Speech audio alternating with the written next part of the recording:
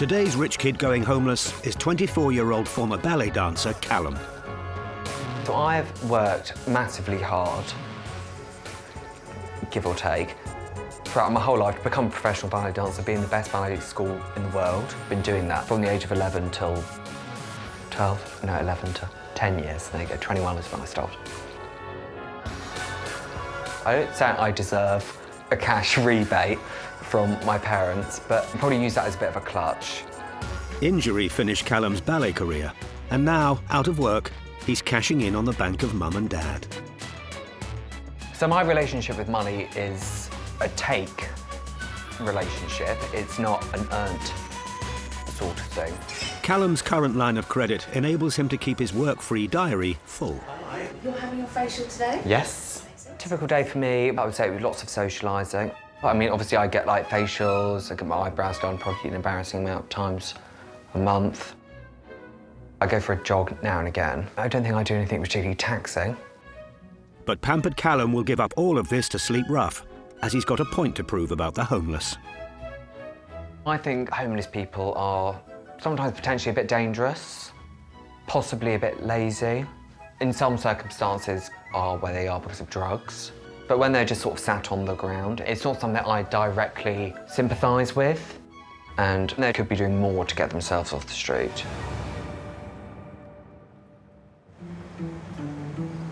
After one very uncomfortable night sleeping rough, Callum's having second thoughts about continuing.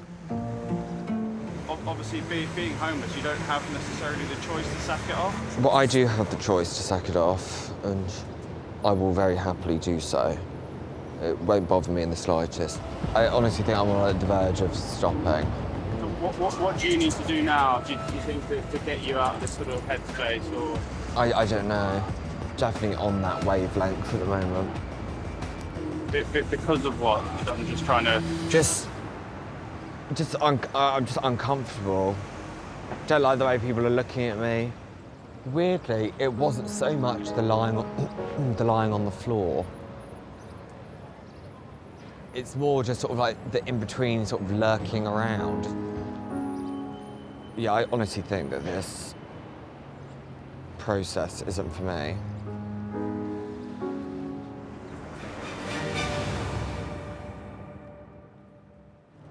I used to work actually as a care worker, was changing my wage. All of a sudden they say I couldn't get any housing benefits anymore. So I had no choice, move out, and that's it, that's the end of the day.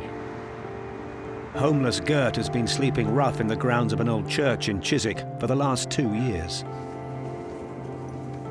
Nobody knows that I'm homeless. I can walk over the street, I'm quite clean, and that's how you actually don't recognize me as a homeless people, unless you see me actually sleeping. Unlike most rough sleepers, Gert still manages to hold down a regular job. He works daily shifts in a warehouse, yet is unable to get himself off the streets. You need to stand out of the way. You do your normal life in daylight. When it's evening, nobody sees you, okay, go sleep. This is the first time Gert has revealed his true story to anyone. It's good, I think, actually, that he comes in my life. Most of the people who are homeless are associated actually with drugs and alcohol. Not always like that. So he's gonna be surprised actually what I do in my life. Where did you sleep? On King's Road. On King's Road. Which was maybe not the... Quite posh? Yes, no, it was lovely. Great Quite postcode. Well, with your background, yeah. it's a little bit suitable. If you stay actually on the high street, that's the worst thing what you can do. Yeah. Because there come drunk people, they come out of the pub.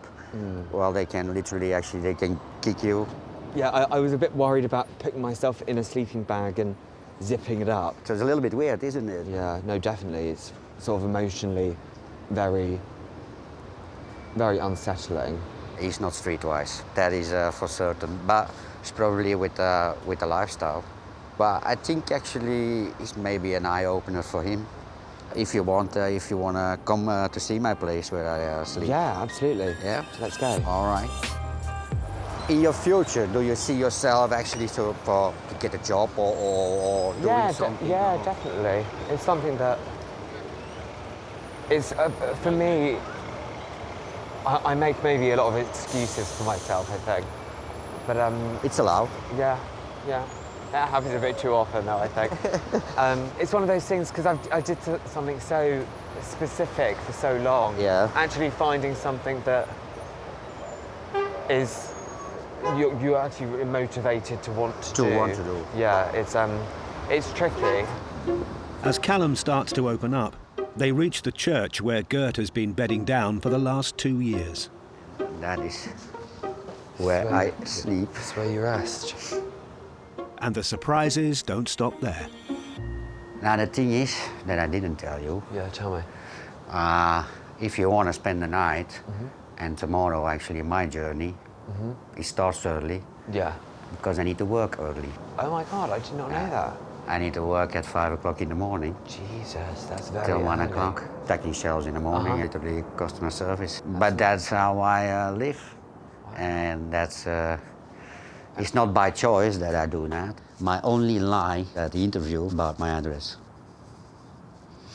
Oh, of course, because you need You need to provide an address. Yeah. I worked actually before. I got a pay raise. They say I couldn't get any housing benefits anymore. Because you went over a threshold. My flat was £1,100 a month, and my wage was only £1,400. So you need food, you need your transport. Wow. So there's nothing left. It's amazing that you work so hard to then obtain, sort of, from your work, a pay rise, which is supposed to be something that add to your life. It shouldn't be then taking away the most important thing of a place to live. It is. I feel ashamed. I know, like many people actually in charity say, you shouldn't be, but it is. You have someone actually to talk to when you have a bad day. I don't. Do you have any friends at the supermarket? Yeah. But are you quite careful how... But the chances are that I'm gonna tell the wrong things. And then they're gonna find out. Oh, I see. So you're worried to get too close. Yeah. That's why I'm very quiet. It's obvious to me that he has amazing work ethic. He contributes to society, he pays tax, he pays for a government that doesn't look after him. That really baffled me, that really blew me away. Gert's story is a lesson for Callum on how easy it can be for anyone to become homeless. Let's say you go home and suddenly actually your dad and your mom, they say, well, listen, we're gonna stop your funds.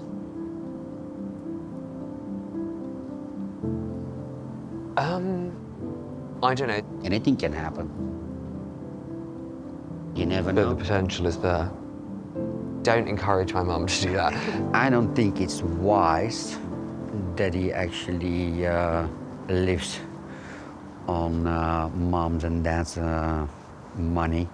One point in his life, he's gonna need to decide what he's gonna do, because that's not gonna last forever. Life plans examined, and with Gert's place not quite what Callum had hoped for, it's now crunch time. What's gonna be your plan for tonight then? I definitely need to be in a bed. Why? He's not demeaning. Huh? No, He's not demeaning. I absolutely know that.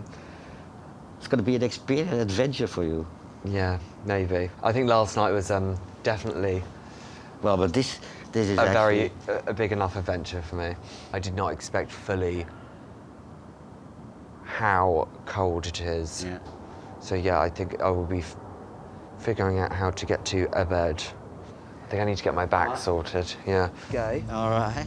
Thank you so much. With sub-zero temperatures forecast for tonight, I can't convince you actually to stay with me. Not for today. Callum is abandoning Gert.